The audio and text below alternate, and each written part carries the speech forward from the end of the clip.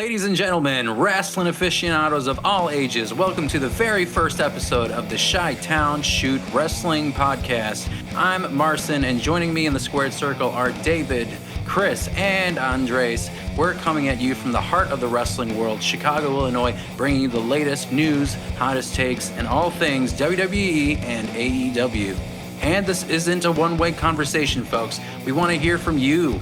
Send us your thoughts, your questions, your wildest predictions, whatever you got. We'll be dedicating time in each episode to tackle your comments in the Chi-Town Shoot mailbag. Whether you're listening during your commute, hitting the weights at the gym, or just chilling at home, Chi-Town Shoot is your go-to wrestling companion. Now, without further ado, gents, let's jump into the latest news. All right.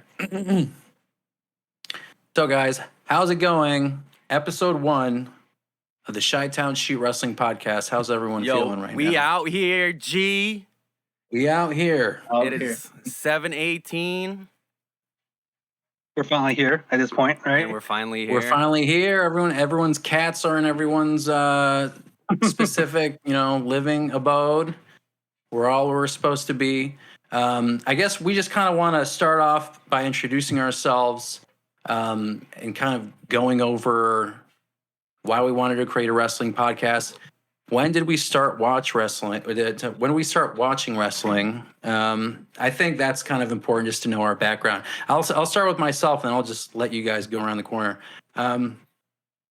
I basically started in the first time I watched wrestling was in 1999, and it was very passive. We had Telemundo in our. We had Telemundo at home, and we didn't have cable, and we were basically going through the channels, and I stopped on Telemundo because it would normally show Monday Night Raw on Sundays. Oh, and I saw the episode of Stephanie McMahon getting nailed. It wasn't nailed. She was tied to a cross from The Undertaker. Just kind of getting nailed. I don't know if it was 98, 99. You guys might remember, but that was one of my first vivid memories. And then SmackDown, once it started going on UPN in 1999, I remember in 2000, the specific feud and storyline with Kurt Angle and Stephanie McMahon.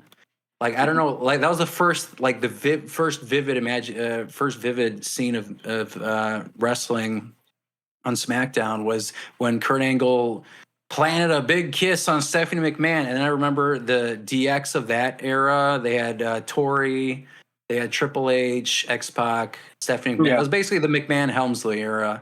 the Corbett, the Corbett. Yeah. So I remember watching it then in like 2000, and then it was kind of dormant until 2006 when DX came back with Shawn Michaels and Triple H, and then me and my brother essentially started watching since then. And yeah, that's kind of where I started. How about you, Andres? How long have you been watching wrestling? I've had like an on and off relationship with wrestling, but like my first like vivid, real memory of it was watching Raw with my uncle. The Rock was still like Rocky Maivia, and I think he was part of the Nation at that point. At that point, he was like taking over the Nation, kind of like Farouk was like seeing like the turn in power, and like The Rock gifted him like a big portrait of himself with the IC title. Yeah, that was like one of the first vivid memories. But like I knew of wrestling before. Like I remember being a kid and seeing Hogan. Like you just couldn't not see Hogan in the early '90s. Like he was just everywhere. But when I like took over as like myself avidly watching, I would say probably like 97, 98. So during like when the Monday Night Wars was really taking off more, and then I remember like flipping the cable channels between Nitro and Raw, like depending who was on TV. So I've been watching. More of a WCW guy or more of a WWF guy at the time? I would say I liked both, but I was probably more WWF. I would definitely say that. I definitely been to more WWF shows. I'd actually never been to a WCW show. I kind of regret that. I wish I did go to one. Didn't go to like Bash at the Beach 2000 or something just to say I went. But I remember like between the early 2000s to like maybe the 2005, I was going to like every Raw that came through, every pay-per-view. my first show was Backlash 2001, so I got to see like that era of wrestling. I saw like The Rock and Stone Cold and Undertaker. Shawn Michaels came through too a few times. That was really cool. And then I kind of fell off as I got older. Like when I started driving and working, I kind of just fell off. But then I got back into it around 2010. And then that's when I came around and Cena was around and he was already like the number one guy. So it was kind of like weird adjusting, not seeing a lot of the same guys, but still they were there, but a lot of them were very much gone. Yeah, it was like so that's Cena era. Yeah. So That's that's awesome. kind of how I've been kind of like you, like at dormant at times when I was on it, like actively. Now not so much, but like I mean, I'm sorry, nowadays more so, but yeah, before like I had my eras of time where I would fall off, but I always knew what was going on. I would get a glance of stuff. I would read online articles and stuff. Like even nowadays, like I get all my updates from social media, really. So that's kind of how my wrestling history is. Yeah, I had this gap. Basically, I stopped in 2017ish or so, and then from 2017 to 2022, I basically was just reading about like results and wrestling news and my like peripheral vision about what was happening, and then I jumped back in. There was like a 4 or 5 year gap, and I am back in, and I'm super invested. And this is honestly probably one of the hottest periods of wrestling ever. Agreed. Yeah. David, how about you? How did you get into wrestling? I got into wrestling from N64 games. Fuck yeah. My dad's only a couple years older than me. Well, he's 7. Yeah, I was born when he was 17, so he was still very much a young man playing video games. I was gonna say couple, like he was 9 and you were two like generations. Yeah, right. Yeah, and then so I was always around like N64 games, WCW and WWF. My very first wrestling memory would probably be like Crow Era Sting, like the build to Starrcade. And then I don't remember too much wrestling between then and 2000. I started picking it up around the Royal Rumble 2000 and it switched over to WWF and never looked back. Took a little break in like 08, from like 08 to like 2014. And then I had like a super smart manager at a car wash. So I would like literally listen to hear him talk about wrestling for 8 hours. And then the bug bit me back, and I've been back ever since 2014. Do you think it's because your car wash manager was just talking about it? Oh yeah, dude, it's 100%? definitely his fault. Like he told me that the network was $9.99 more than the programming did. Yeah. Say less. That was honestly the WWE network. I mean, now it's on Peacock, but that was the deal of the century, because before you'd have to be watching pay-per-views once a month for $50, and then you like, all right, someone's house, all right, we're splitting this 7-6 ways, incling pizza. That's still And I had to ask my AEW. What do you parents mean? for money. Oh, that's true, but can't relate because I don't really watch AEW. Sure. But Chris, okay, well, I don't know if you guys can hear this, but there's another person who sounds pretty similar to me, and his name is Chris. He's my twin brother, and he's also on this podcast. I talked about, I guess, my introduction, but do you have a different perspective about how you remember approaching wrestling and starting with wrestling? I think the cadence of my mic makes it sound a little different, so that's good. I specifically remember SmackDown more specifically. And I remember, I think it was like the return of Stone Cold. So like early 2000s, I want to say. I just remember a camouflage and a hat, and he like came out and it was like a big fucking pop. That's what I remember as far as that. But it's pretty much the same, because I mean, we obviously are the exact same age, similar experiences, especially when you're a kid. So yeah, it's a pretty similar wrestling journey. I think we started it picking it back up at the same time again, 2006 or 7. We would watch Raw at our buddy Arthur's house because we didn't have cable because we were poor bastards. So we were like, yo. We watched Raw at Arthur's because he had cable, and then we had pay-per-views at our friend Michael Connolly's. And I feel like you were walking up in a club, you're like at the door and shit, and it's like, oh, $5 to get in, $5 surcharge. Yep. To get in. We had to ask our parents to give us a Lincoln. Wait, is it a Lincoln? No, it's not. I don't know who's on the $5 bill. But we had to ask for we had to ask our parents for $5 because we were like, all right, we got another wrestling show. And basically, 8th grade, freshman year, sophomore year. I think that was the extent of like us watching it at his place. Those 3 years, we were basically going in.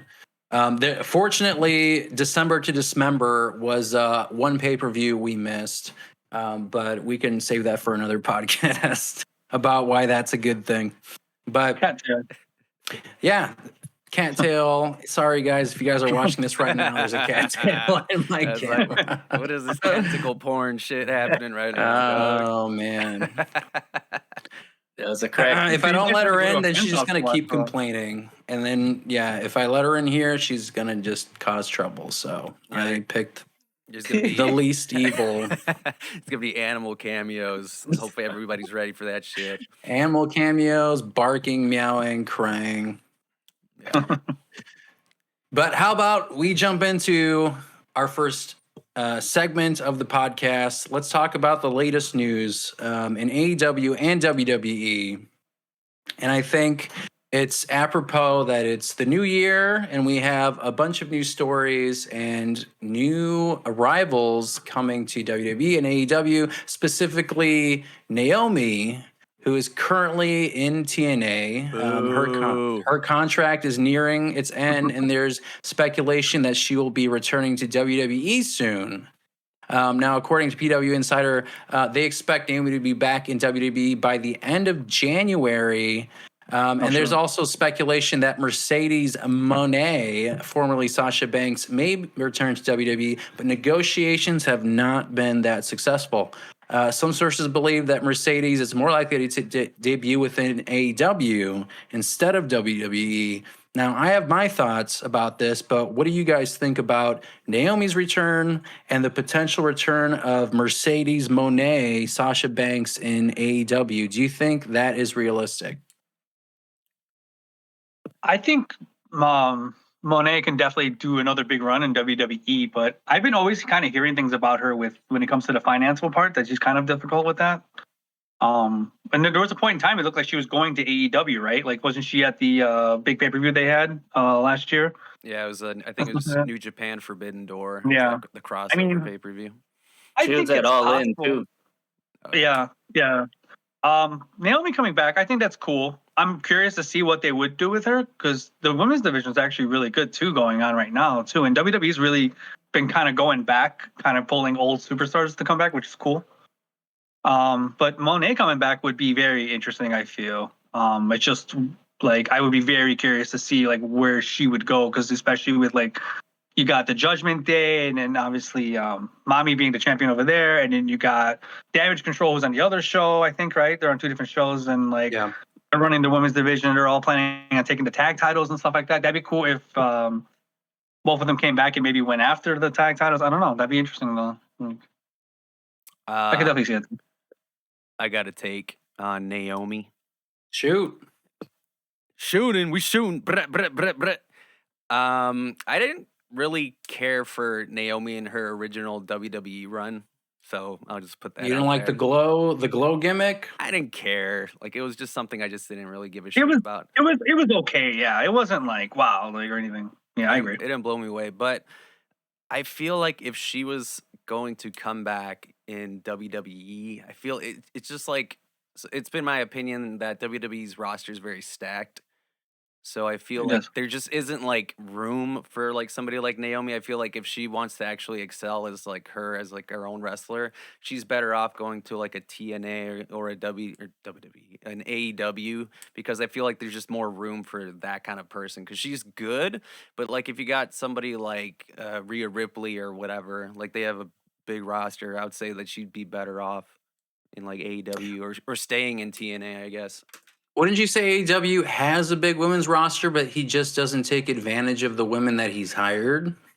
Because technically, because he has done a lot of signups, and there are a lot of people within his roster who are women wrestlers.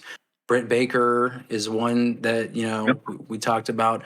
I feel like in AEW, And this is my opinion about Mercedes Moné, because if for those of you who forgot, Mercedes and Naomi were tag team champions, if I'm not mistaken, and they were tag team champs during Vince's reign, and they left.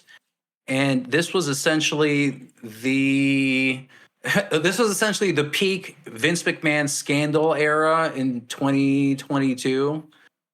They left to pursue they just didn't like the direction of where their stories were going, where the women's tag team championship belts were going. They didn't like the state of the women's roster at the time, and they left.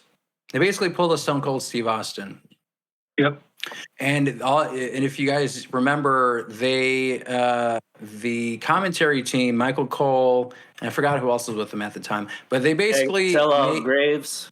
Thank you. Yes, they made a commentary basically scolding them that they took their ball and went home, and this was in like the peak sexual assault Vince McMahon accusation era. So it just didn't look that great on WWE's end when this was happening, because you got the owner of WWE having all these issues, and they're on television trying to tell Sasha Banks and Naomi that what they did was bad, when you had this at the same time. Bad PR. Yeah. Bad PR. And then they went their separate ways. Naomi went to TNA. The Mercedes went to New Japan Pro Wrestling, right? I'm not. Yeah, she did. Yep. Yeah, and she had her own run there, and she's been doing her own thing. She's been acting. She's been wrestling in other promotions, and she made a cameo appearance at an AEW pay-per-view. Was it All In? Yeah. She made a cameo at All In, and there was a lot of speculation about her going to AEW. And my issue with that is it's twofold. So Naomi, it seems like she is going to WWE, and they were a pair. They're best friends, and Mercedes has a lot of friends in WWE, including Bayley. There have been a lot of teases on social media with Bayley and Mercedes and Naomi. She shared a lot of pictures on Instagram stories. And the speculation right now is that Mercedes is going to make her debut in AEW. Now, as a consumer and as a person looking from the outside in, I feel like AEW's women's roster is not as strong in terms of storylines and direction in general as WWE's. And I've been hearing stories from big journalists, Dave Meltzer, people under Dave Meltzer's wing, who are talking about that Mercedes is imminently going to AEW. She's supposed to debut in a Dynamite or Collision or Revolution. I don't know. They just said it's an imminent thing. But like logistically for me, it doesn't make any sense, because she had this entire issue with WWE for this specific reason about the women's rosters not being treated as well, but then she would make a financial decision to show up in AEW, where they haven't really proved themselves to be a great women's to have a great state of the women's roster. You know what I mean? So if Naomi's going to WWE, I don't understand from Mercedes' perspective that she would go to AEW instead, where the focus on women is, I think, less than WWE on SmackDown and Raw. I don't know how you, I would agree with the. How do you guys feel about that? I agree with the roster thing, but I do feel like Mercedes can have more say with her own personal character. In AEW, she would have more creative freedom. So maybe she could help make that women's division more of what you were explaining of how it is versus WWE. I mean, they are both stacked shows. Like there's no doubt they're both very stacked in both divisions, both men and women's. But I do feel that like Mone, if she goes to AEW, she'll probably take more of a pay cut, honestly, probably versus WWE. But at the same time, too, like I think if she goes to AEW, she'll have more of a, like I said, creative freedom to do what she wants for her character. And I think she can make some really good storylines. And I think it'd be more entertaining to see her wrestle new faces, too. You know, she'd be like the oddball in, really. So like, like she was basically one of the faces of the women's division for a while. I'd say many years ago, like top 3 for sure. Part of the four horsewomen and stuff, and that was a cool gimmick. So I feel like if she went to AEW, it might be better. She could help elevate the women's division, which is very talented and stacked. They got some really good wrestlers over there. It's just AEW just doesn't. I don't know. Feels like there's just some hits and wins, but more hits than anything really. Like they're not really getting like those memorable like matches and stuff like that. And like I don't know. I don't really hear too much about it. Too much really. Whereas AEW, like Io Sky's praised very much, and so is Mommy. Like they're both, really good champions in their own right. So I think Monet going to AEW might be a better fit, but I don't know. She could also not be happy going there. But I don't think going to WWE, she would have that much of a, like I said, reign of freedom to do what she really would be happy with, per se, versus AEW.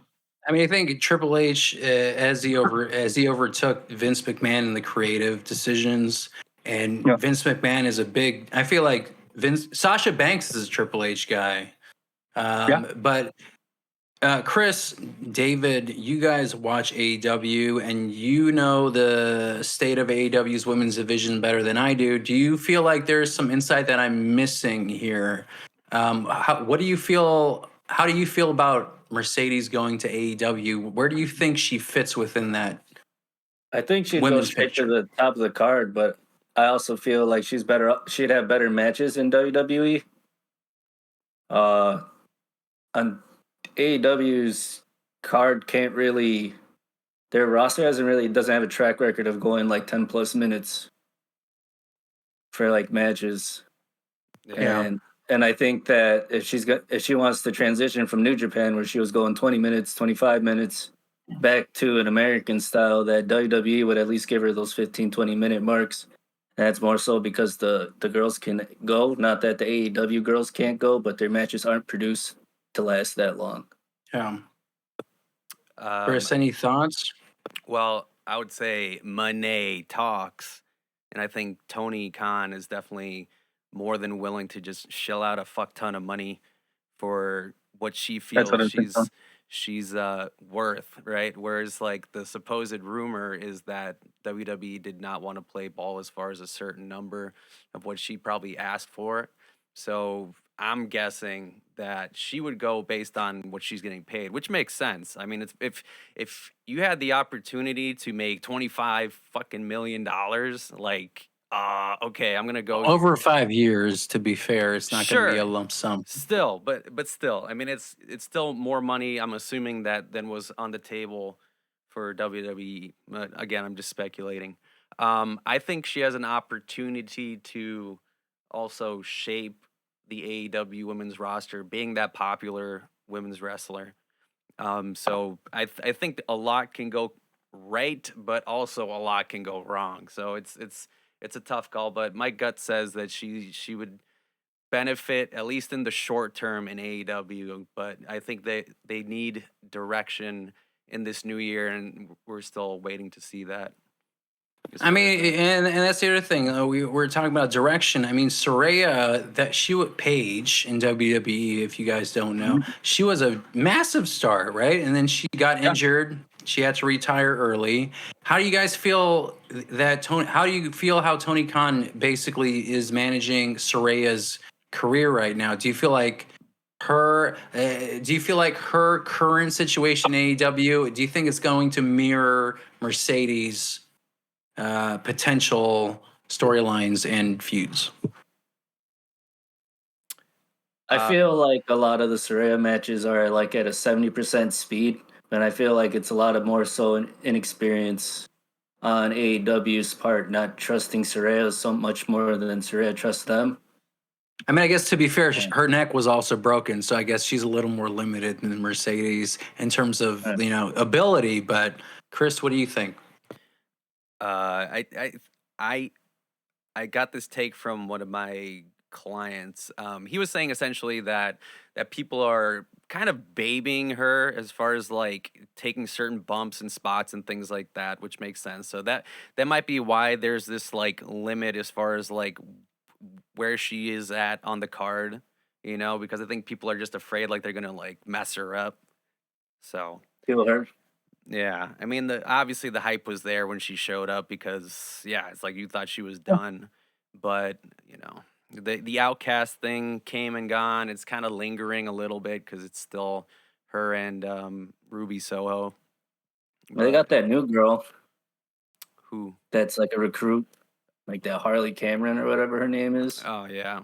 Uh, Yeah, so I don't know. I think it's still early in the year, so we'll see, you know, where the women's division specifically goes in AEW. But I mean, just based on the past, I mean, it's a roll of the dice. There's moments where it's really good, and then there's moments where it's just like whatever. So how about final thoughts? If you had to make a decision, gun to your head, where do you think Mercedes is going to show up? Do you think she's showing up in AEW or is she showing up at the Rumble in WWE? Rumble. Oh, Rumble. Now I think about it. I was just thinking AEW, but now I'm thinking Rumble would make a ton of noise. I feel be in the ring with Becky Lynch too, and then show up when the countdown comes in. You want to make Becky sure you have the right Lynch, people in the ring AJ too. Lee potentially. I'll AJ say Lee that for could make later it. in our That would be a Rumble big segment, Rumble but- if you had AJ Lee and Sasha Banks come back in the same. Oh man, that would be huge. That would make a lot more sense. That could be a last minute thing like they did with Punk. Just come on out. I would say AEW. I don't know when. I'm guessing anywhere between now and like February, or March, I guess, is Revolution. But I'm leaning more towards AEW signing. Do you think it's just going to be like a Dynamite debut? It might be. I mean, it could be.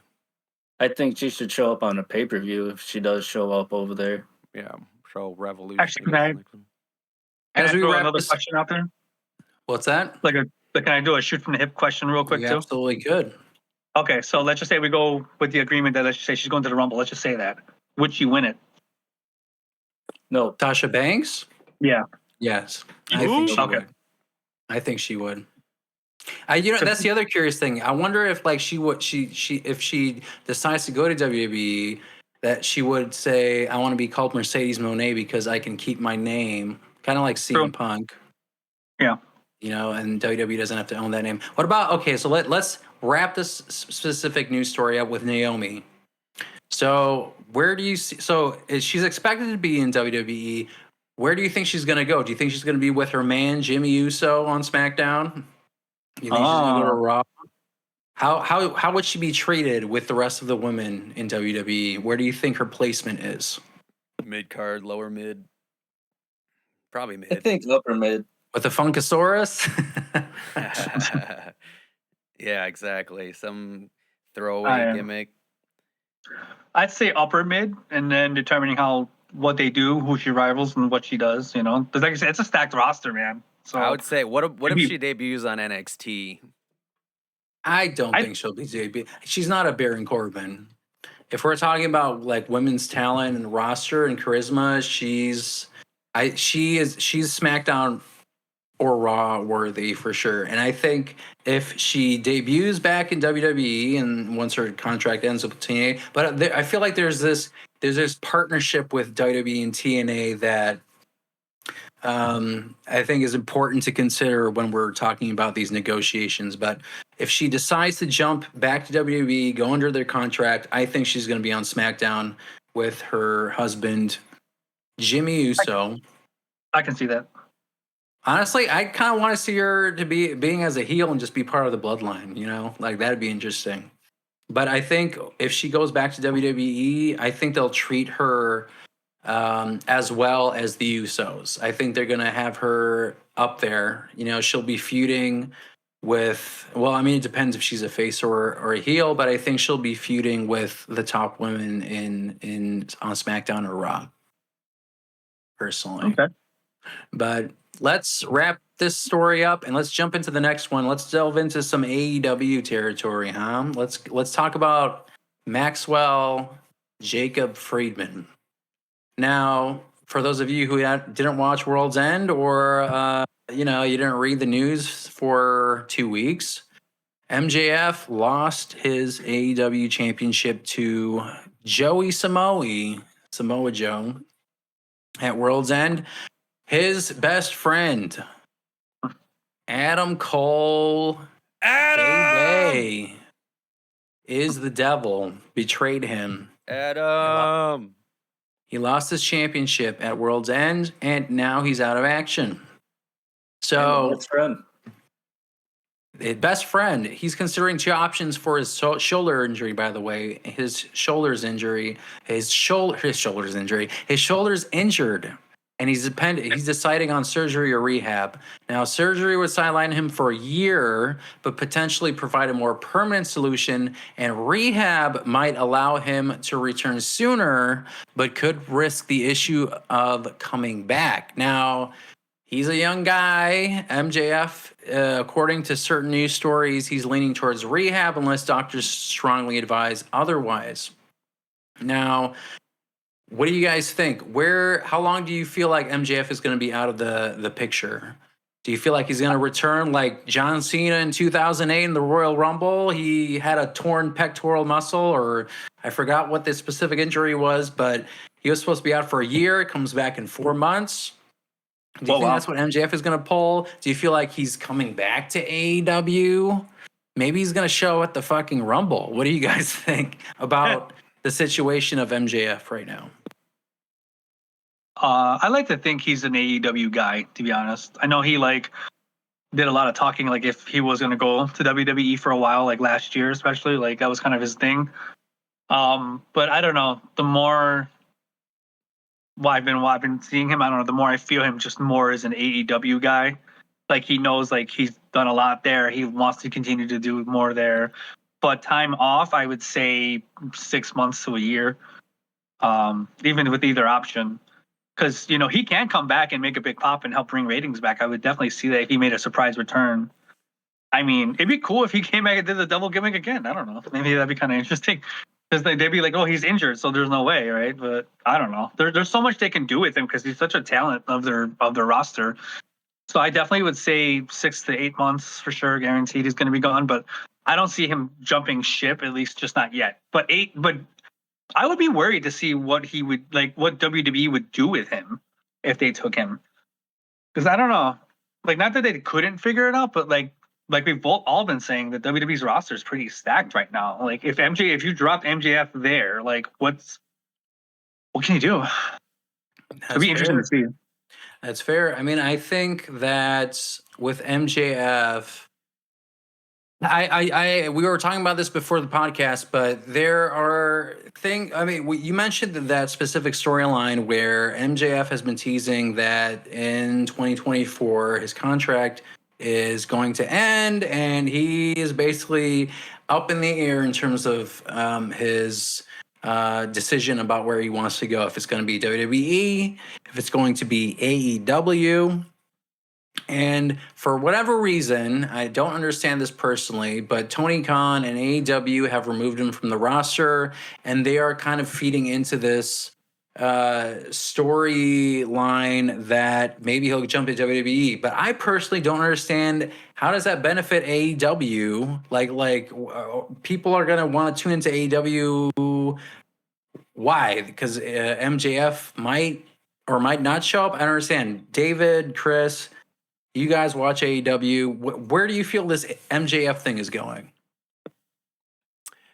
I would say, well, just to kind of go back to the injury thing, I think he's going to take off more time, and I think he needs to take off more time because this face heel anti-hero thing, I think it's kind of stayed its welcome, overstayed its welcome. So I think it would do him good if he took off 6 months. I would say at least 6 months to just kind of get him back. But again, depending what the state of AEW is and the storylines kind of going on, I think he would benefit just being more of the heel type. Although I think he just needs time. I think this current version of MJF just needs to kind of go away for a while. And he needs to kind of rehab his character more specifically. Like the lovable scumbag, you think it's run its course? I think so, yeah. What you think, Dave? Yeah, I think he's going to be gone to at least Double or Nothing. I think if he comes back, he should come back at Double or Nothing, which is their Memorial Day Yeah. pay-per-view. Yeah. Him as a face is turned, like Chris was saying, it's kind of turned into like a super corn dog kind of thing. And it'd be nice for him to come back to a pop and then just do something so dastardly he just gets booed out the building. Yeah. What do you think the percentage is of Maxwell Jacob Friedman showing up in a WWE ring this year? I think I want to know what his contract looks like, because I wouldn't be surprised if Tony gave him like free reign to like kind of go about where he kind of wants depending on the situation. So I feel like his contract might not even have like a non-compete clause. That would be interesting. Where he would make where I see the benefit for AEW is if he just showed up at the Royal Rumble as just like a one-off. I mean, that's like, okay, well now you exposed this specific guy to a different audience, because there is definitely a percentage of people that are just strictly WWE and not Guaranteed. AEW. So I think if even if it was a one-off, I think it would get some eyes. I don't know what the percentage that would be to the AEW product if he did that, but I'm guessing that's why maybe he's off the roster. That's the only thing I can guess. But, I think it's a work. I think they personally did that as a to make people think, because honestly, that's kind of been like the giveaway nowadays is the websites. Someone's either removed, like when Punk went back to WWE, he was added on TJ Lemoni's side. And then same thing when he was gone from AEW, they removed them. So I feel like maybe AEW might have noticed that as a trendy kind of thing, or they're like, oh, if they're on the website or if they're not on it, that pretty much confirms it. So maybe I feel like they're just doing that to What do you think the ensure that AEW logic is, though? Like, how does it benefit them to play into this idea that maybe he'll jump to the other ship? Why would that? Why would the promotion that is objectively basically the Pepsi to the Coke of Yeah. wrestling? Why would they want to play into that idea? just to give it as more of an element of surprise, to be like, oh, we removed him on it. There's no that's gonna make people talk. They're gonna think, oh, he's gonna be jumping over. So, and when time goes on, he doesn't. Pay per view after pay per view, season after season, he's still not in WWE, and then he just magically shows up at like maybe Bound for Glory or something in AEW or something, and it's like, oh crap, no, he's actually still here. So I think it's just I think they're doing it like to plant the seeds for like the future. I don't think he's going over to WWE. If he does, it's a 50-50 chance, which doesn't really guarantee anything. It can go one way or the other, but I personally think they just did that as a work. They're just doing that because it would make sense too. Because like I said, Punk being added to the Illuminati, he showed up, and that was what everyone was saying. Oh crap, that confirms it, and he did. So I feel they might have noticed that and they're like, hey, let's just do that again, make people think that, and then he'll just show up back on one of our shows later. The element of surprise. I think that's fair. I think if the earliest that I would hope that he shows up is All In, because if there was a show that he will debut at, I think obviously if there's a storyline involved, he'll show up in the Dynamites or Collisions beforehand. But if there's a place that he actually wrestles for the first time this year after he gets injured and recovered, I think it should be All In. Now, if it requires a longer recovery period, I think that's the smartest option because they have had a track record of a lot of people being injured recently, right? And I feel like if you're going to risk that for this person, the smartest thing for AEW would be to let him recover to his fullest extent and come back healthy, not injured, not trying to nurse like a nagging elbow or leg or whatever, because I feel like a lot of wrestlers kind of hide their pain and try to wrestle through the pain. And I think that's a bad idea for AEW's end, because then everyone's just going to injure it all at once. And then you're going to have to try and figure out storylines for the rest of the year because half your roster is on the shelf, the good ones. So Danielson, exactly. wrestling with one arm and one eyeball. I can see right now, give it like 6 months, and if Adam Cole wins the title, let's just say in AEW, that's when you can see MJF starting to make his return. Because oh hey, like you betrayed me and I'm back now. Like who is he going to go after? You would think Adam Cole would be the first guy he goes after. So if you put the belt on Adam Cole, you put the belt on him. That's when you can start to speculate that MJF is gonna, it's gonna be a while. But yeah, I can see that. Because he's going to be a heel. He's going to stay heel all the way through. I see it at least. I agree. Any final thoughts, David, Chris? What do you guys think about MJF and his future in AEW? He ain't leaving. He ain't leaving. I'm leaning towards that too. I would He's say got another contract.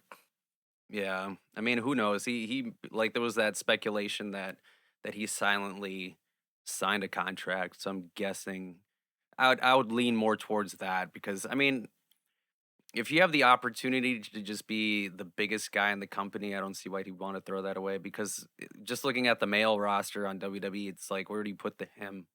You know, in this current state of the roster, like, and the storylines that are happening, it's just like too stacked. So it wouldn't make sense for him to be like just jumping ship to WWE, at least in the current state. So Yeah. I agree with that. I definitely agree with that. I think the current roster is in WWE is way too stacked right now. There's so many people that have the potential to be in a title feud or in the main event. You got Cody Rhodes, you got Roman Reigns, you got LA Knight, you got Randy Orton, you have AJ Styles. You know, you have all these. You have Shinsuke Nakamura. Right? You have all these people who can potentially be in the main event, and MJF is absolutely a main event star. I don't think if you're going to be introducing him to WWE, you're going to throw him in an intercontinental. But to be fair, Gunther also main event star, intercontinental champion, probably going to go for the title this year. But again, way too many people. I think he would be lost in the shuffle. But let's end that there. I think you guys made some great points about MJF, and I definitely agree that MJF will be back in AEW, probably by All In, and I hope he takes as much time to recover from his injuries. Cody Rhodes, Roman Reigns, The Rock feud. Now, on Raw Day 1, which happened this past week, we saw the return of The Rock and his electrifying return. It was filled with his classic Rock swagger. He set the stage for a potential three-way feud with Roman Reigns and Cody Rhodes. Now, the way that this buildup happened was Triple H before Monday Night Raw teased on social media of a potential return of a former WWE champion. Now, when Raw aired and that segment happened, a lot of people were throwing out a bunch of crazy ideas about who this potentially could be, but I don't think anyone thought the one that showed up was Jinder Mahal. Don't hinder the Jinder. And you could hear when this segment happened the collective sigh of the audience. I don't think I've ever heard an audible like shit kind of sigh from the audience like the Jinder Mahal entrance. I don't know what you guys felt, but like that was the first time I was like, because when you saw the camera guy in the audience and you could see everyone's like phones go up, and then they heard Jinder Mahal's entrance go up, and you could hear just they just put their phones like down they all and put shit. their phones down when Jinder Mahal showed up, which I thought was hilarious. But he went down the ramp, he went into the ring, and I thought it was 1986 all over again. He gave us a promo about how America sucks and how America is an ignorant country, and he gave us bullet points about why we suck as a country. And before he can finish his last sentence, "Ya hear, if ya smell what The Rock is cooking, the crowd goes wild." That was a loud prop. I don't know if it was as loud as CM Punk on Survivor Series 2023, but it was pretty damn close. The Rock goes down the ramp. He goes in the ring. Jinder Mahal says his thing. And then we get The Rock's promo. He goes into his usual shtick. Now, I won't lie, it is his usual shtick. He talks to Jinder Mahal, gives him his insults, invites the crowd to participate in the insults, and he has half the crowd do day one. He has the other crowd say, the other half of the crowd say douchebag. He did a similar thing last year. I think it was Austin Theory, where one side of the crowd said "you are," and then the other side said "an asshole." I'm pretty sure that was the SmackDown, Yep. SmackDown segment last year. So he did his shtick. The newsworthy thing was at the end when he did his people's elbow, he did the whole thing, and he said that he is hungry. Yep. And he started talking about, I'm kind of hungry, guys. I don't know. Where should I sit at this specific place, this restaurant? He said, should I sit in a booth? Should I sit in a booth? Should I sit at a bar? Sit on these And then- nuts. Should I sit on these nuts? And then he ended, should I sit at the head of the table? And for anyone who hasn't been following WWE for the past, I guess at this point, 3 or 4 years, the head of the table is an insinuation to Roman Reigns, who calls himself the head of the table. And the crowd goes crazy. And we have the news story of the week. We have The Rock unofficially declaring a match against Roman Reigns. Now, what do you guys think? We have this. We basically have been talking about in the past year about Cody Rhodes trying to finish his story, and that has been the conversation since he lost to Roman Reigns last year at WrestleMania 39. Next year. We'll get into that. But for the better part of the year, everyone thought that WrestleMania 40 and Triple H made this conversation about Cody Rhodes' story, that, this isn't, just a single chapter. There is a beginning, a middle, and an end. And he felt like this was essentially just the beginning. And Cody Rhodes has basically been going through hell trying to scratch back up to the top of the mountain to get back that championship match opportunity. And everyone thinks that it's going to happen at WrestleMania 40. And then we have The Rock showing up at Day 1 Raw, declaring that he is the head of the table. And now the conversation is The Rock, Roman Reigns, WrestleMania 40. What do you guys think? Is that happening? Is WrestleMania 40 being invented by The Rock and Roman Reigns? Where's Cody Rhodes in this situation? Listen. I think this is just a giant marketing ploy to sell his fucking Project Rock bullshit. That's all I think it is. I think he's just showing up. He's like, let me cut a promo. And he's like, I need to sell this merch. I think that's what happened.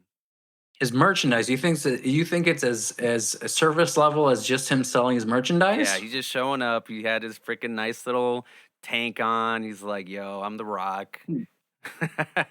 Now, are we shooting or are we working? Are you serious about that? Yeah. No. But this is Chi-Town Shoot. You better be shooting. If you're aiming, you better aim for the kill. What do you think? Well, what do you think is actually going to happen?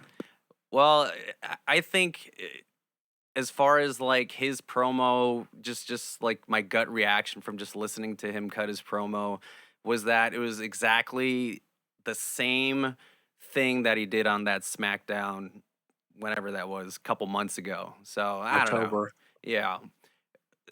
The reality is he can headline whatever pay-per-view, so be it WrestleMania. I don't personally think it's going to be WrestleMania. I think it might be Royal Rumble or Elimination Chamber, and he's going to have eyeballs come to the product. So I don't think he's going to do WrestleMania. I think he's going to do either Royal Rumble or Elimination Chamber, but yeah. Now, to be fair, this past SmackDown New Year's Revolution, we got our WWE Championship match in the form of a fatal four-way with AJ Styles, Randy Orton, LA Knight, and Roman Reigns. They are the WWE Universal World Heavyweight Championship, whatever, of the Galaxy match. That's happening at Royal Rumble. So I don't see The Rock sticking his foot in that match. I think, if we're being realistic, potentially Elimination Chamber, maybe more likely WrestleMania 40.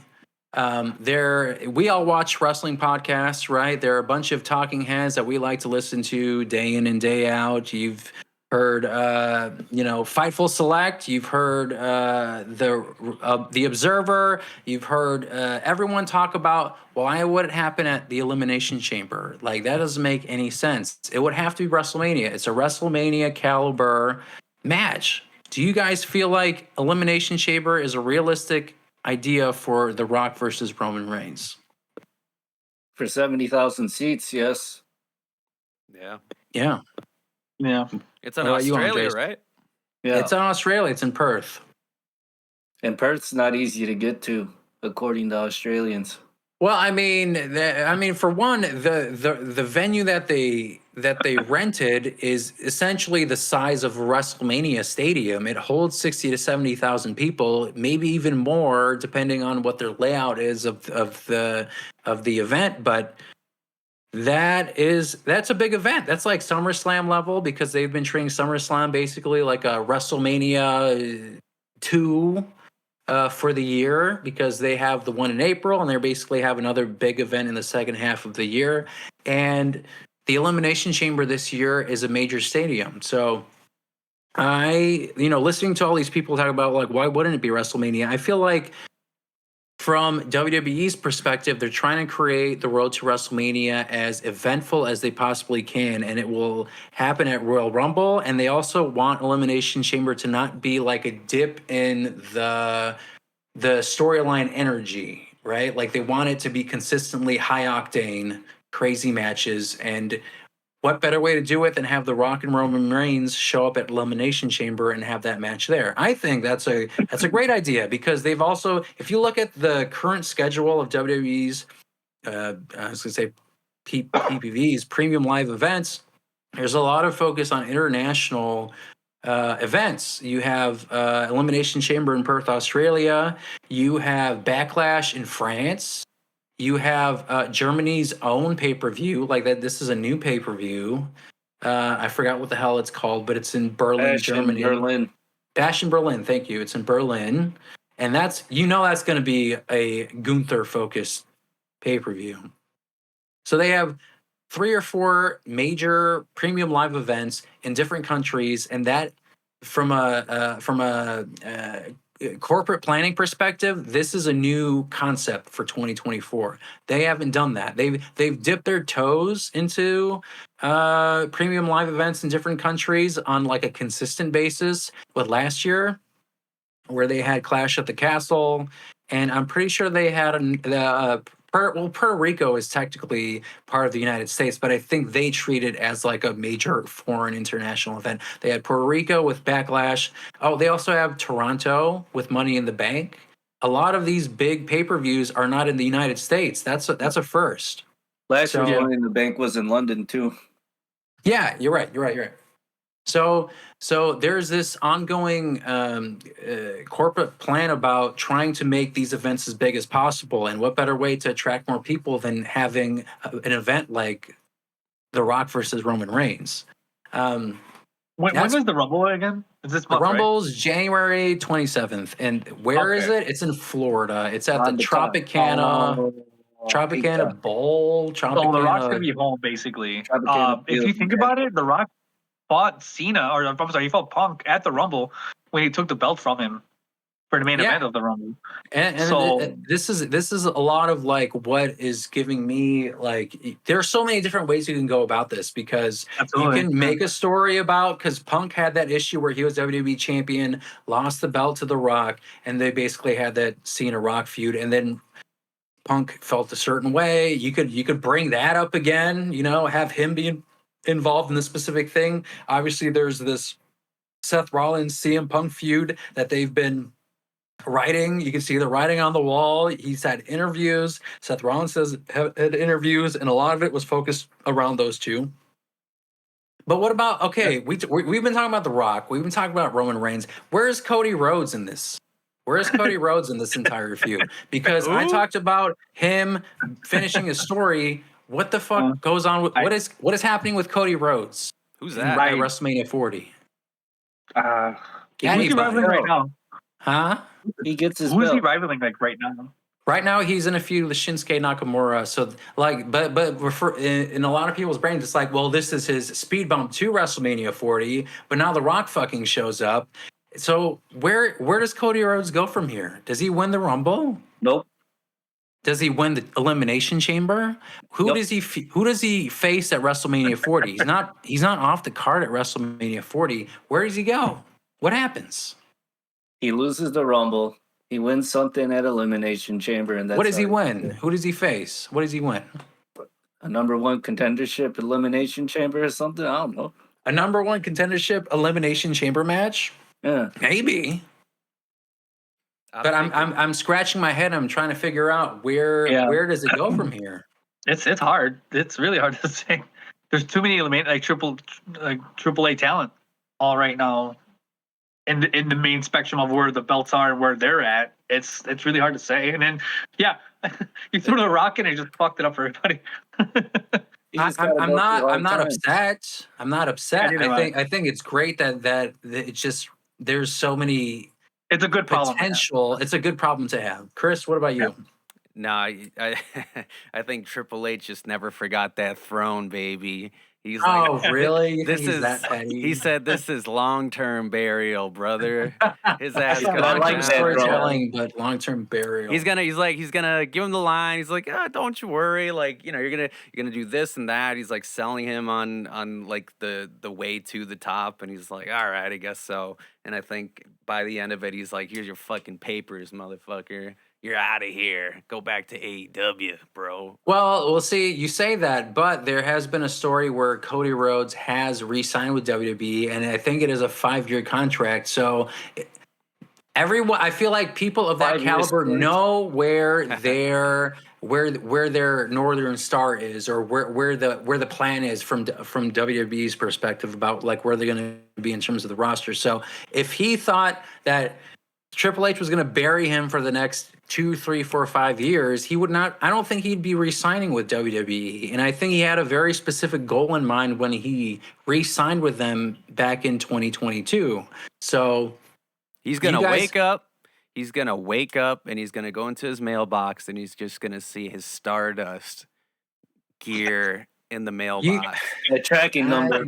Yeah, a USPS tracking number. Oh man. What about this though? Because with I was gonna say, because Punk coming back, his contract's what, 3 years, right? What's his goal? I think CM Punk is actually more short term. I think it might have just been like the year, and then they were just kind of going off. Okay.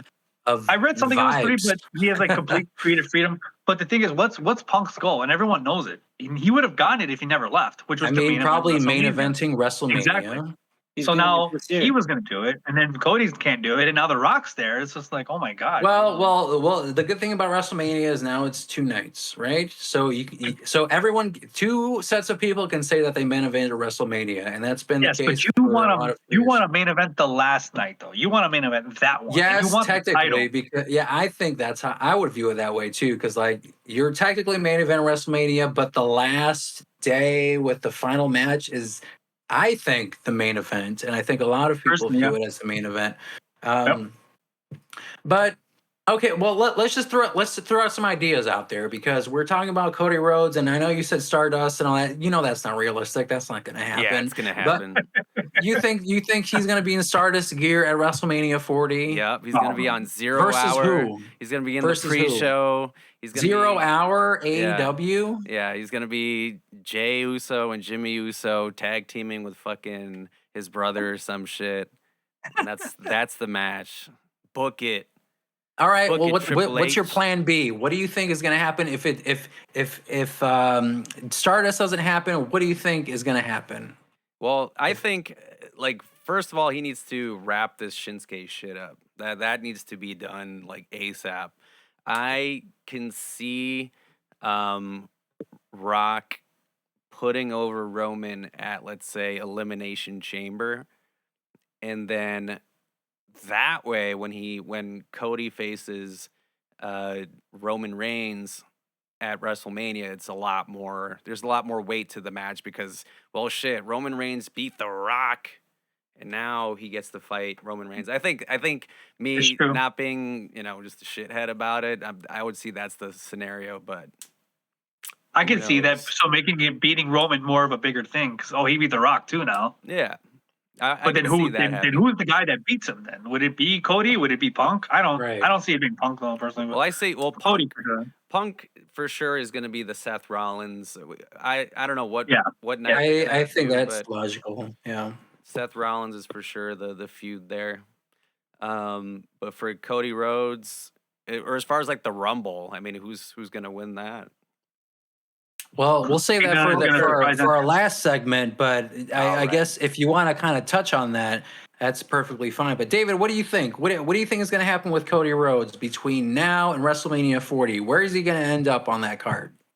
He's gonna end up in the title match. Do you think it's going to be a one-on-one? Do you potentially see a Triple H, Benoit, Shawn Michaels type match Who? where it's a triple threat? Oh, exactly. Triple H, Shawn Yeah. Michaels, Redacted. blank, Our Lady of Peace. redacted. Silhouette character. Yeah. Do you Create think a it's character. possible to have a triple threat like that? Do you think that's realistic? I think it'd take away from Cody's moment. I think he should win one-on-one. Yeah, I agree with He's that. already established like heat with Roman. Like they're able to avoid each other all year and like still have a buzz off a stare down. Like Roman still said all those things where he was Dusty's favorite kid that he never had. And I think he should finish that up. Now, this is the last scenario that I'm going to bring up. Then we're going to move on to the Royal Rumble. But let's talk about this potential scenario. So we have a fatal four-way at the Royal Rumble, and he has to face AJ Styles, he has to face Randy Orton, and he has to face LA Knight. Do you think it's possible that Roman Reigns loses the championship at the Royal Rumble and he doesn't get pinned, and Cody Rhodes ends up facing someone else besides Roman Reigns for the WWE Championship at WrestleMania? Do you foresee like a Randy Orton, Cody Rhodes legacy feud for WrestleMania 40, or do you feel like that's just completely out of left field and completely impossible? I think it'd take away from Cody winning if he doesn't break Roman's record at this point. Yeah, because there's that initial thirst for just like getting the run back on Roman Reigns from last year. You know what I mean? I don't think it would make. I think it'd be cool. Would I be disappointed if it was like a Randy versus Cody Rhodes? But That'll be for Backlash. yeah, I mean I could see that happening at some point. I could see perhaps like a well first of all, Randy's on SmackDown, right? Yeah, but so is Roman Reigns. Well, if Cody wins, he goes to SmackDown. True. Right. True. Yeah, I mean, I could see it. Like, it makes sense, but I don't think it makes sense currently with what's kind of been building up. I think it's going to ultimately be Roman versus Cody. Okay, well, yeah, I said this was going to be one last thing, but actually, let me toss in one other monkey wrench. So, we and WWE has been talking about breaking records. They've been talking about they want to freshen up their record books, and Roman Reigns has another milestone that is approaching, I think, around SummerSlam. And maybe WWE wants him to beat Hulk Hogan's record. Do you think he just retains again at WrestleMania 40? Yes. And you think so? What do you Yes, I guys do. think? I don't know who we'd face. Like, this is my personal belief. All these scenarios we have, we don't know, right? But what I personally think is because certain superstars have come back, I think it would be better to let Roman keep winning and then finally give it to Cody next big pay-per-view, final big four, maybe WrestleMania. Set up a really big win for him for next WrestleMania is what I'm saying. It's crazy to even say that because he should already be in the main event spot. But The Rock pulling numbers and The Rock fighting Roman Reigns is definitely going to overcast a lot of other rivals right now. It's hard to build on it. It's Cody's right now rivaling with Shinsuke Nakamura, and we're so close to WrestleMania already. And it's like, how are you going to throw him in? Yeah, he can win Elimination Chamber. He has to win the Rumble. That's the only way I'd be like, okay, he's going to be in the Rumble match. But The Rock could also be in the main event too. Like him just showing up and saying, oh, I'm going to be eating at the head of the table. I mean, yeah, he could be at Elimination Chamber at the main event there. He could be the main event at Royal Rumble too. Because the Royal Rumble is not exactly the main event sometimes either. That's So true. I think let Reigns beat The Rock at WrestleMania or Elimination Chamber, and then let him keep winning, break Hogan's record, and then set up this big redemption for Cody. He gets through everyone, everyone, and then he finally finishes the story at the next WrestleMania. That's what I personally think would happen. Just with everything that's going on right now, just make it even bigger for him. Make beating Roman that much more special, and the one person to do it would be Cody Rhodes. Because he beats The Rock. He beats everyone. I mean, by this point, he's beaten everyone. Nah, I feel like they can't keep edging the audience on, man. They can't keep blue balling every motherfucker because it's just way too long then. Like if it's just like until fucking next year, bro. Another 365 days till you see maybe. Yeah, and you only get 4 Roman Reigns matches, and that's it. Yeah. That's how you Yeah. I think I don't know. I know. I agree, but that's what I see.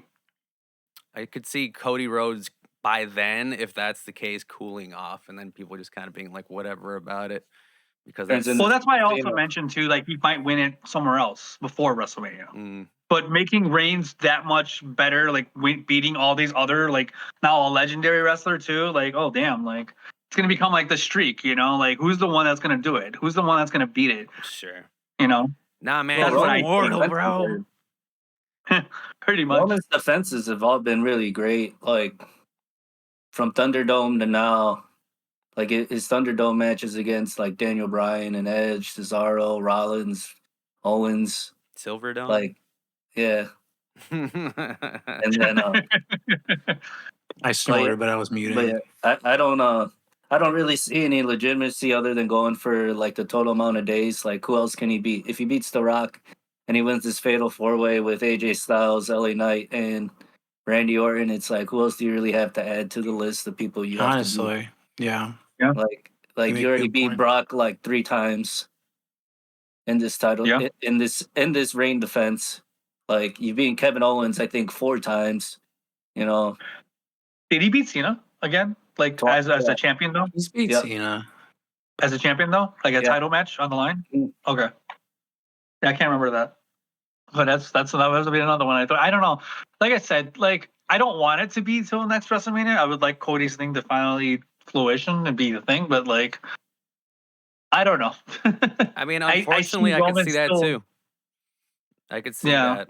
Yeah, I don't know. I'm kind of morbid, and I feel like I just want him to beat like every record, and Roman Reigns will be like the longest running WWE champion ever. He needs to come out. He needs to come out with that 2,000-day champ jacket. He had the 1,000-day one. Yeah, he has like the 1,000 or 1,400. They need that merch, bitch. But then like the 1,000 one then just seems like out of date. So then everyone who has 1,000 like, I'm not wearing this shit because now he's like 2,000 days. Yeah, but then it could be like Roman 3,000. Roman 3,000.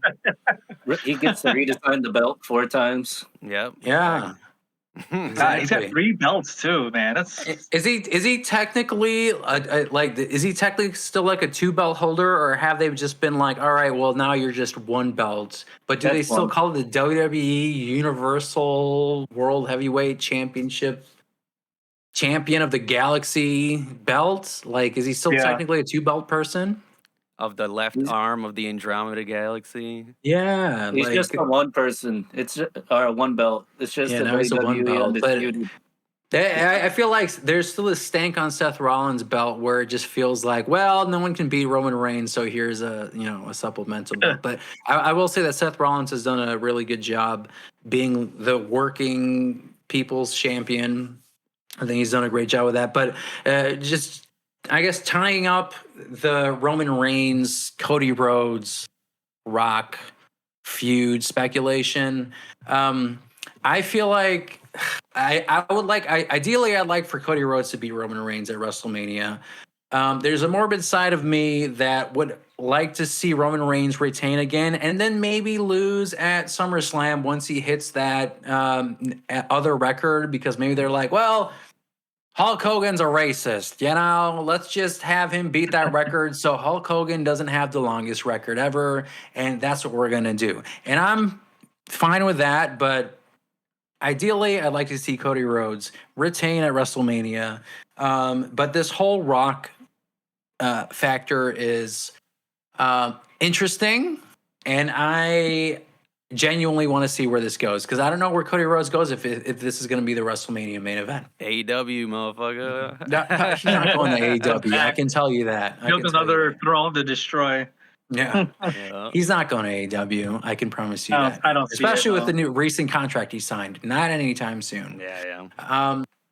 Well, that was enough speculation about Roman Reigns, The Rock, and Cody Rhodes. Now we move on to our final segment with the Royal Rumble. We've been teasing this the entire show, but our main discussion is the Royal Rumble. It takes place on January 27th, and there have been a number of people who have already declared their spots in the Royal Rumble, including Cody Rhodes, including Shinsuke Nakamura, Bianca Belair, and I believe Bobby Lashley, and who else? I'm thinking I'm missing somebody else. Either way, the Royal Rumble, one of the most exciting events in the WWE calendar, and with it, it is the beginning of the road to WrestleMania. There's a lot of speculation about surprise returns, winners, and eliminations. Let's just get the ball rolling. All right, guys, Royal Rumble. How about the favorites? Who do you think is going to win the Royal Rumble? Women's Royal Rumble, men's Royal Rumble. Where are we at? Who's winning this year? Bailey and Punk. Motherfuckers. Bailey and Punk? No, I could see that. Why do you think Bailey and Punk? Punk just to create more disaster around Cody. Pure chaos. Yes. Just to fuck up Cody's life a little bit more. Long-term burial. This story just keeps getting worse before it gets better. Death of 1,000 cuts. I love it. And then I think Bailey deserves at least one Rumble win. I think this would be the year for her. She's creating. She never won, huh? She never won. No, and then with Damage Control and everything else going on, I think it would be a great way to finally break her back into being a face. So what do you think happens with Bailey? Do you think she's going to get kicked out of Damage Control before the Rumble or after the Rumble? If she won. It's going to be when Batista won the Rumble and he didn't know who he was going to go up against. And then more things lead to more things, and all of a sudden, here we are. Bailey versus Io. That's a good prediction.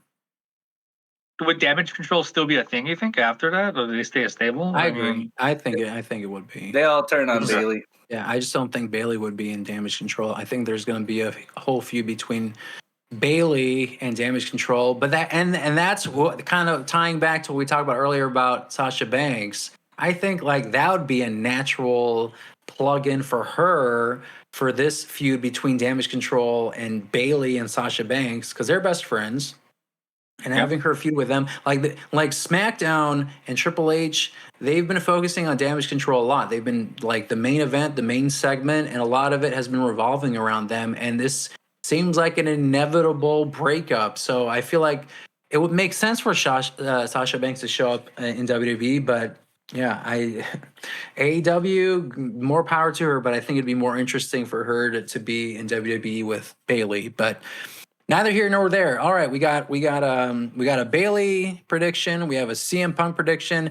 Andres, Chris, where do you think this is heading in the Royal Rumble? Who do you think is winning? Drew McIntyre. Oh man, how's it going? I think Drew McIntyre is being set up for a lot of losses right now, so he can win the Rumble. That's what I think. And then motherfuckers, they're just gonna show up from the dead. You're gonna have Chris Benoit. Yeah. You're gonna have motherfuckers like Doink Doink the Clown. All the dead guys. All the dead guys, Undertaker. The Yeah, real dead man. exactly. Now, but I'm thinking Drew McIntyre. That's my take to win the men's rumble. And who does he face? Does he have to choose by WrestleMania? Like he has to be like Yeah, I mean he's the Rumble Yeah. winner. That's it's for Yeah, you gotta pick, yeah. Seth WrestleMania. Rollins? I could see Seth Rollins. Seth Rollins. Okay, yeah. I mean I could see that. We talked about a little bit about potentially Stone Cold Steve Austin facing CM Punk, or maybe make it a triple threat. Like I feel like it's always assumed that it's pigeonholed into a 1-versus-1, but I don't see why they just can't expand it into a triple threat or a fatal 4-way, because there are so many possibilities and people who can face them. But McMahon that's in a every good corner. one. A McMahon in every corner, exactly. WrestleMania 2000. What about for the women? Who do you think is winning the women's Rumble? I don't know. Probably Bailey. I could see Bailey winning. David? I said Bailey. Oh, you said Oh, Bailey. he said You did Bailey say as well. Bailey. Yeah. Bailey's the universal winner, I guess. Yeah, I would say I Chi-Town lot of our supports team Bailey. feel for Bailey. I mean, I think that's Unless the logical choice. They can still do the whole breakup thing without Bailey, really. But I mean, she has to get for the title too. I don't know, because they might even surprise to throw Nia Jax to win. Yeah, I mean, I was thinking about Nia Jax. Like, she's been having a feud with Becky Lynch. Like, I think that there's a potential. Charlotte Flair, I guess, is injured, so I guess she's out of the Yeah, she's out for a conversation. while. What about Jade Cargill? We haven't talked about Jade Cargill at all. She debuted. They kind of showed her. They showed her around like a new Mercedes Benz, essentially, in every single show. She was in backstage of Raw. She was on NXT. She was on SmackDown. What do you think happens with Jade Cargill? I mean, she's a possibility. Come to Yeah. think of I it. think she'll debut. I but can see her showing up. I don't see her getting the W. Yeah, so I don't could see think her. so? I could see her in the maybe like the last 5 people in the Rumble. Like She'll have a strong Rumble. What was that? She'll have a strong Rumble. She'll probably get like 8-10 eliminations. Yeah, So do we Either agree way. that she's showing up at the Rumble? Do you think she's going to Yeah. be at the Rumble? Yeah. yeah, Yes. I could see that.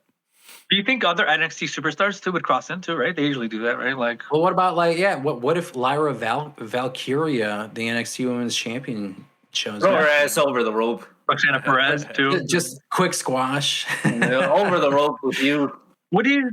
Okay, how about this? How about with the Rumble, like surprise entrances? Oh, What if yes.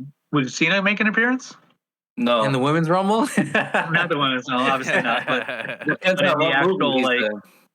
Yeah, let's talk surprise appearances. Who do you think is going to show up in the Men's Royal Rumble that no one is expecting? Doink the In the Clown. 3 spots. Doink the Clown, you think Doink the Clown is going to be a spot for the Royal Rumble? Out of the stack card, you think they're going to be like, yeah, Doink the Clown is Let's is throw one. Doink the Clown They in gotta there. have one like legend character. Maybe they'll have Isaac Yankem or like Jim Duggan. I don't think they had anybody like that last year, right? Like, I feel like everyone was basically like, yeah, you're supposed to be in the Rumble. Like, there was not that many surprises. Yeah, last year. it feels like they're doing it a little bit less now. I don't know. That was a big Surprise one, like I said, would be who?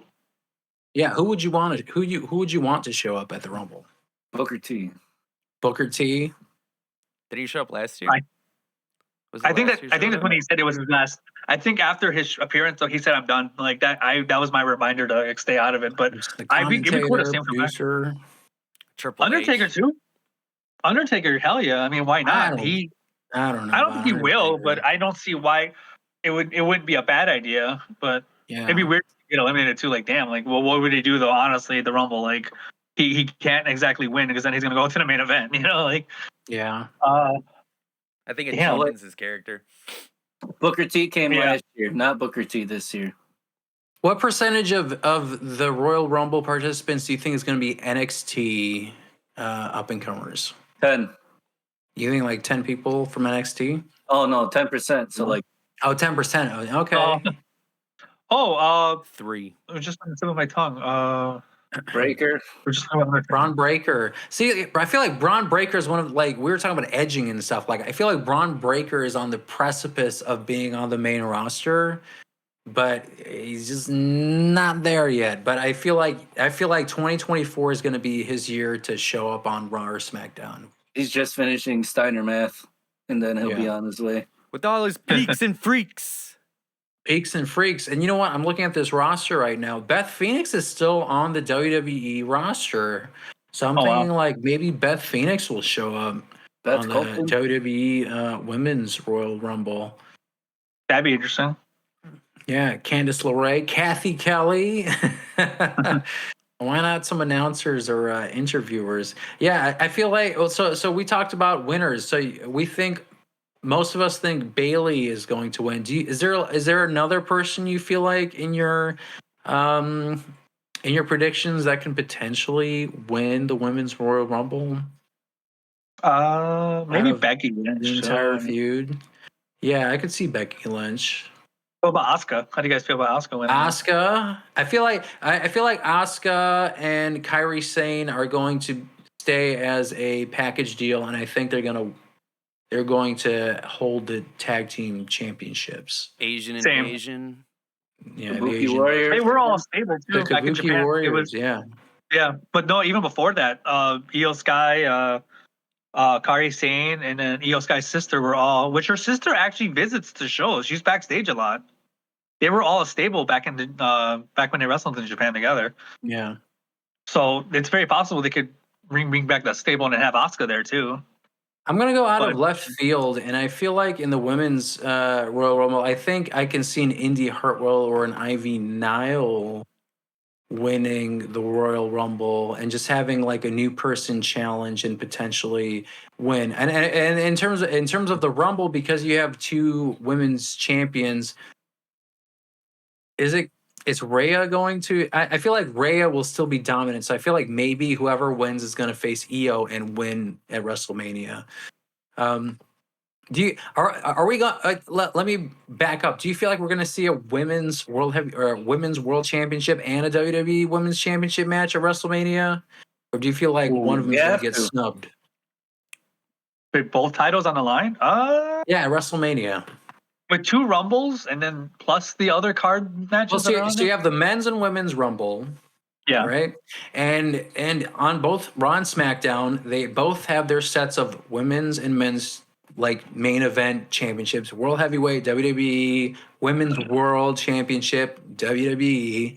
So obviously you got two Rumble winners and they're going to pick their specific champions, but then the other sets of champions will need a rival, right? So do you feel like we're going to get those championship matches at WrestleMania? Do you think like the other sets of champions are going to be in WrestleMania? Yeah, absolutely. WrestleMania for sure.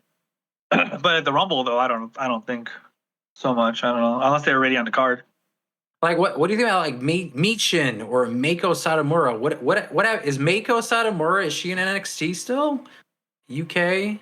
The one with the geisha kimono look. She was in NXT UK, I think. I don't even know what's going on with her. I don't know. But yeah, I mean, I feel like there are a bunch of women that you can possibly see. Nikita Lyons, I feel like I could win the Rumble. I feel like I feel like if there's somebody who can just make a debut on the main roster, I think Nikita Lyons is up there. But I think more realistically, Jade Cargill will make her big debut, win the Rumble, and throw Nikita Lyons. Basically attach a rocket to Jade Cargill. I think that's what's going to happen. I see her making an appearance and making a big, like a big eliminations, like making a bunch of them, but I don't see her winning it, unfortunately.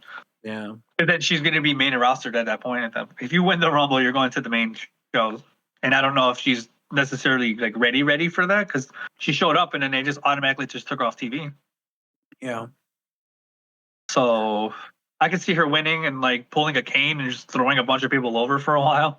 And then like everyone gangs up on her and gets her out. But she made a good impact and it's like, okay, so like she's something to look forward to. Yeah. But not to win and then go for a title shot? No, not yet at least. I mean, personally.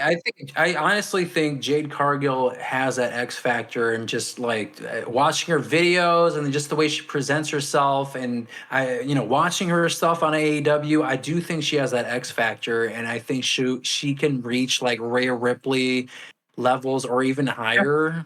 I yeah. honestly think she has that potential.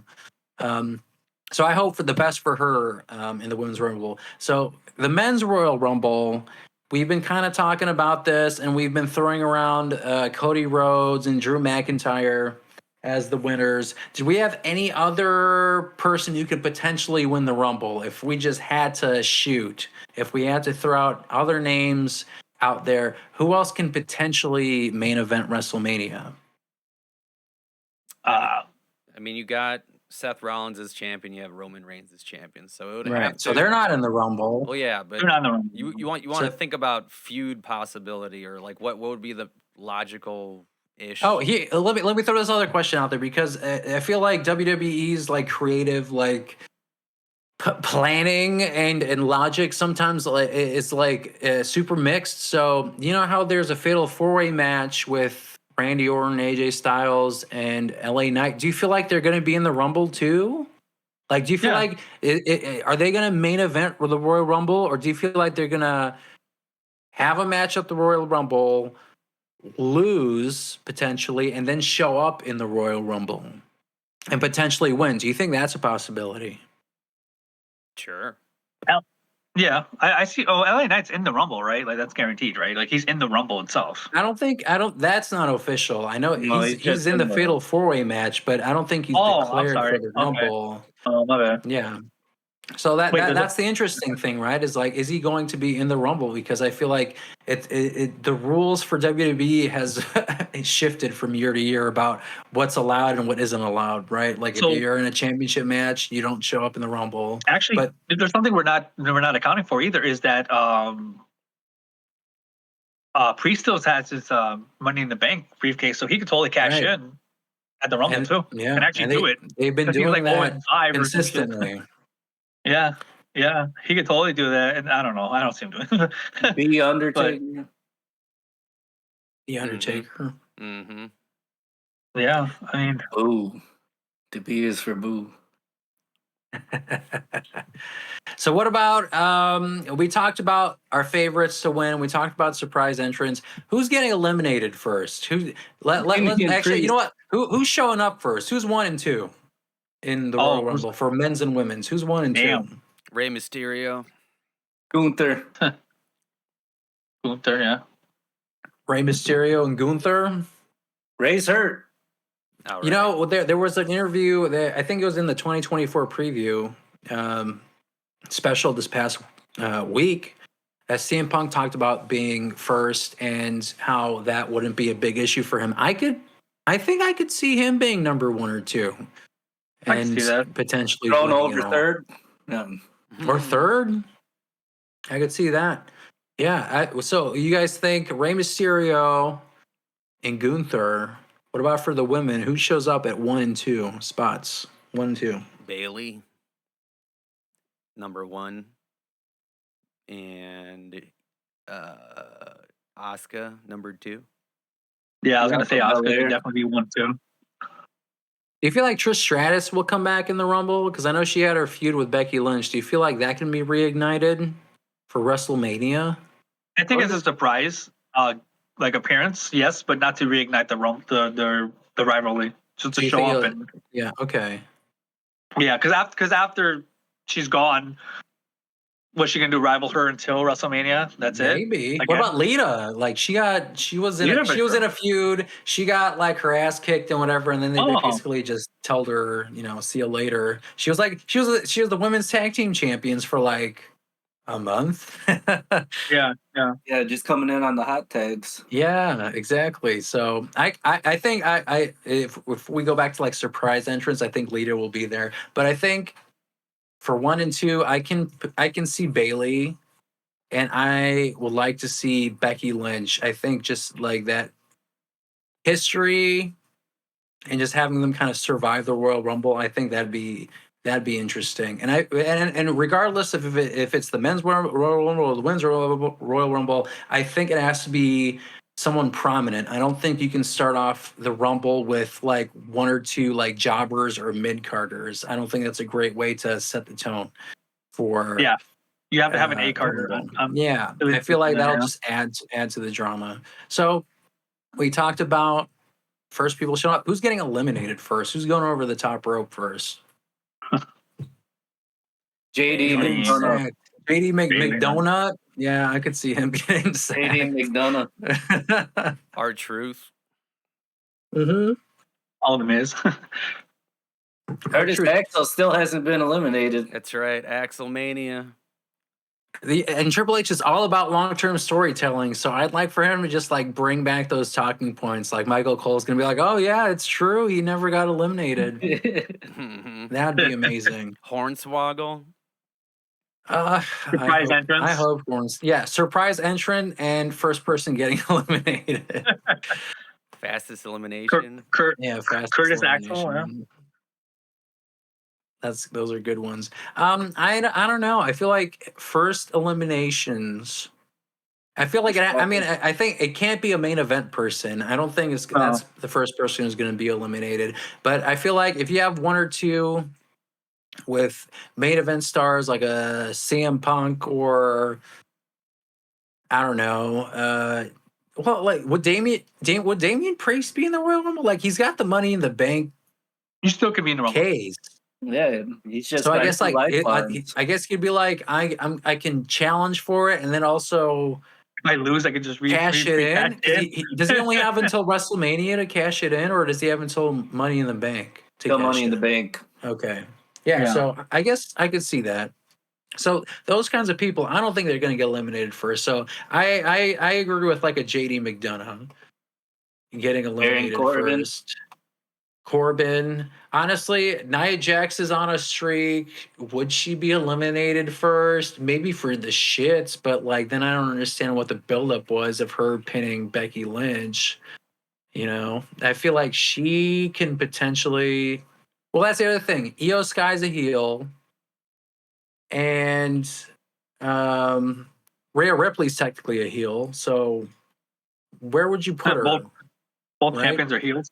Yeah, exactly. So you can't have Nia Jax as a heel face these other heels. Like it doesn't really make much sense. I mean, you kind of could, right? I mean, it wouldn't be the first time there was two heels for the. Has it always been a face and heel? Has it always been that way? Well, no, but I mean, I guess like when it came to like those kinds of feuds, like the people who were kind of heels or faces, they were still kind of like teetering on the edge of if they're a face or a heel. You know what I mean? Okay. Like you're not like a straight up asshole and a straight up good person. Like if they Like had neutral. feuds, yeah, exactly. Like there was a lot of wiggle room where the crowd can, like for example, CM Punk, John Cena, for example, at Money in the Bank in Chicago.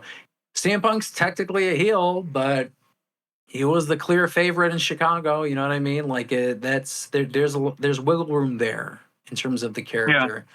Yeah. Tell me when I'm telling lies. Yeah, tell me when I'm telling lies. Now. So I think that you guys had a bunch of good predictions. First folks getting eliminated. We have a surprise entrance. We've talked about our favorites of winning. Are there any additional title matches at Royal Rumble? Is this the match card? Are we set? Do we have the Women's Royal Rumble, Men's Royal Rumble, Fatal 4-Way, WWE Championship match, and United States Championship match? I'm sure they'll try to find a way to fit Gunther or at least Rollins in there.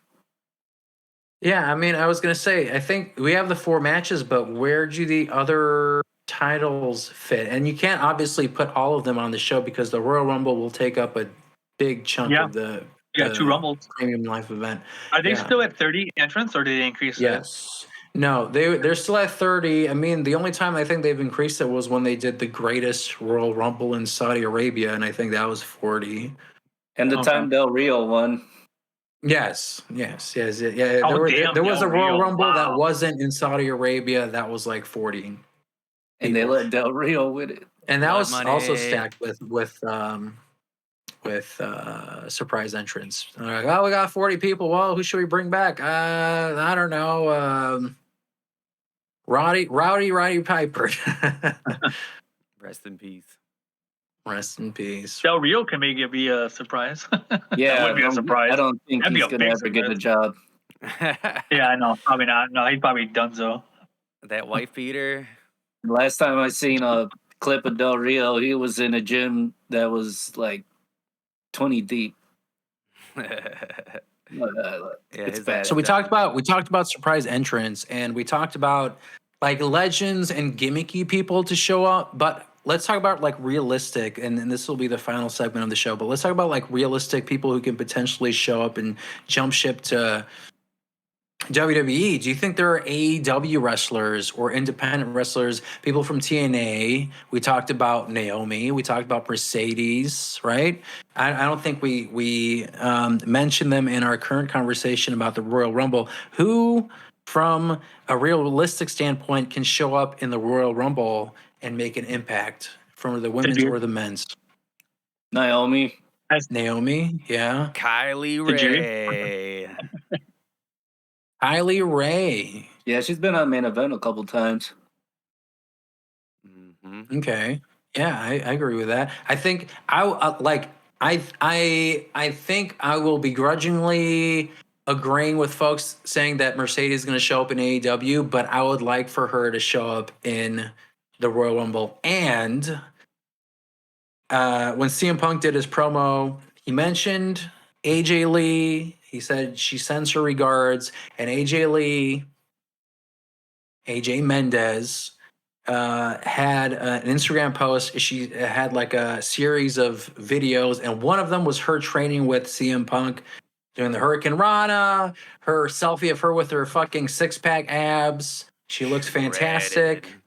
Man, I think I feel like she's always been shredded, but I would love for her to just show up at the Royal Rumble and honestly show up the Rumble and then get thrust into the Women's Championship match. Because like that'd be so amazing to have CM Punk and her. And she could be on SmackDown. Fuck it. He could be on Raw. She could be on SmackDown, but they're just kind of like in the title picture in WWE feuding. She's only like, what, 36, 37? She's like as old as Cody Rhodes. She has so much potential. And I know she was injured, but you know who else was injured? Edge. You know who else was injured? Saraya. You know who else was injured? Daniel Bryan. And they're all back and they're all doing matches and they're fine. And I think AJ Lee will be smart about it and WWE will be smart about it if she had the opportunity. So hopefully, I think AJ Lee will be in the Women's Royal Rumble. I can see it. Totally. And you know what? Yeah, you got two heel champions. AJ Lee, perfect opponent for one of them, right? She can win the Rumble, and then the other person who Rhea can be potentially feuding with, because like I don't know who can beat Rhea or Ripley right now, honestly. Ivy, Nile, I guess. I don't know. But that'd be It seemed like a my Jade ideal. Cargill thing. Jade Cargill, absolutely, yeah. I mean, So Jade Cargill for one, AJ Lee for the other person. There you go. WrestleMania main event set. I think that'd be amazing. Boom. Well, I think that wraps up our speculation, our talk about the Royal Rumble. We won't be back until right after the Royal Rumble. We'll be recording our next podcast the Sunday after Royal Rumble. We'll be talking about the fallout and the results of the Royal Rumble, our thoughts, where do we go from there, and our predictions for the Elimination Chamber and AEW's Revolution event, which will also be Sting's quote-unquote retirement match. You know how that works in wrestling. But I think that's going to be an interesting pay-per-view. And I think once the Royal Rumble ends, we will have a clearer picture of WrestleMania 40. Except for Cody. Except for Cody. Honestly, I think we'll still be a little confused about Cody Rhodes' place in the main event picture at WrestleMania 40. But with that, that's a wrap for our first episode of the Chi-Town Shoot podcast. Please don't forget to like, subscribe, rate us, and leave your feedback. Tune in next time for more wrestling madness. Until then, keep marking out.